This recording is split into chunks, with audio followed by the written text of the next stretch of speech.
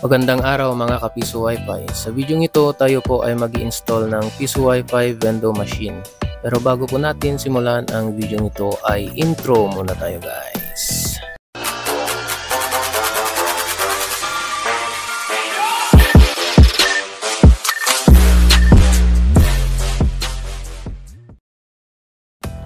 So ayun na nga guys, may nag-order po sa atin ng Piso Wi-Fi Vendo Machine. So tara po at i-install po natin.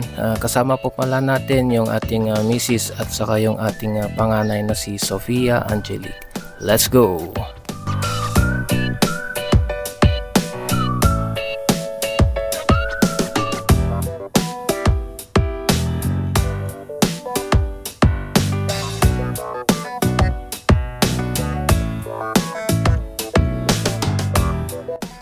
Ito po pala yung kanilang pwesto, 325 Pansiteria, located po sa Barangay Kasigayan, Tabuk City, Kalinga.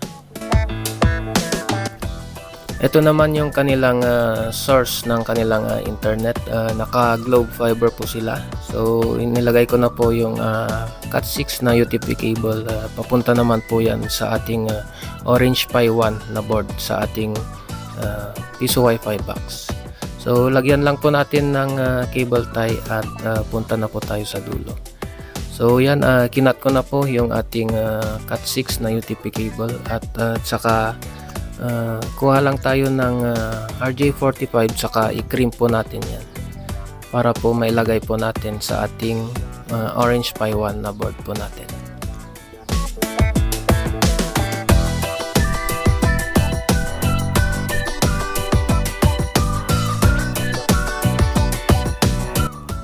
Buksan naman po natin itong ating access point or itong ating AP na TP-Link EAP 110. Ayan.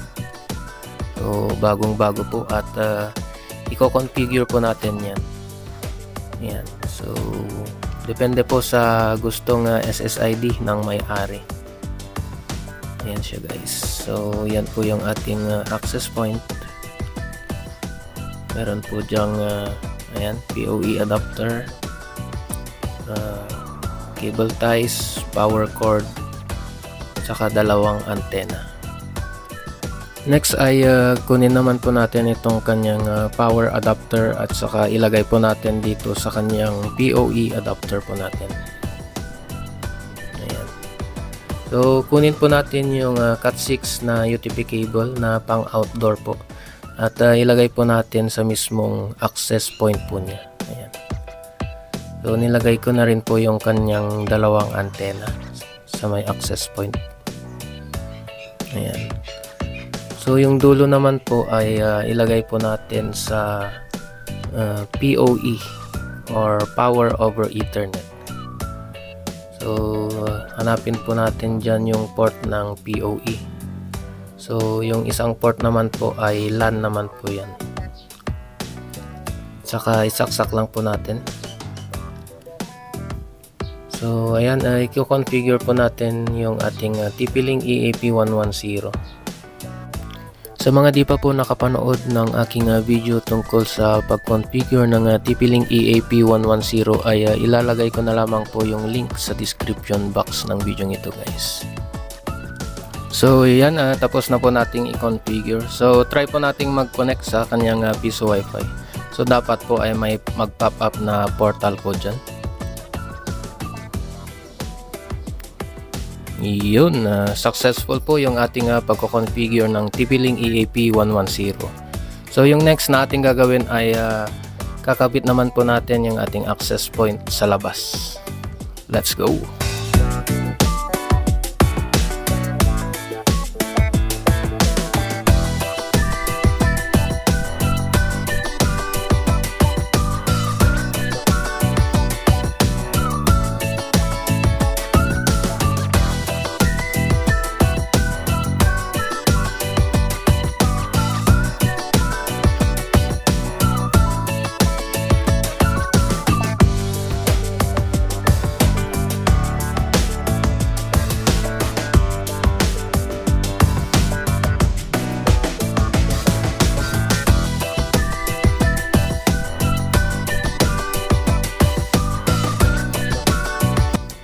Kunin naman natin yung kanyang Cat 6 na UTP cable na pang outdoor.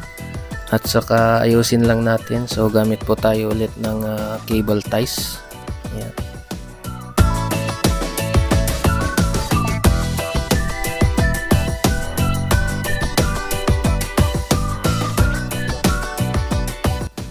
Ilagay naman natin yung UTP cable from USB to LAN papunta naman po sa LAN port ng ating PoE adapter. Ayan siya guys.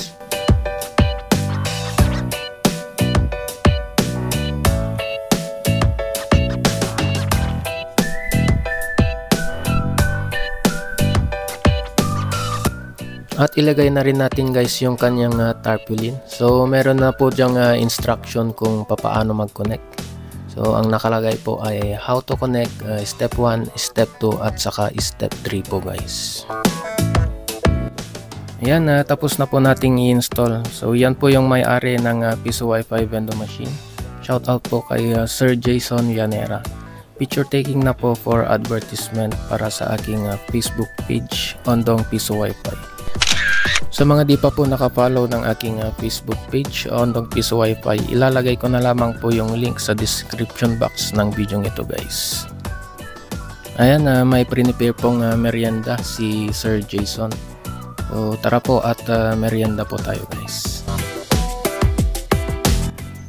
Ayan, habang nagme-merienda guys ay ituro naman natin kung paano gamitin yung Piso Wi-Fi ni Sir Jason. Ayan siya guys.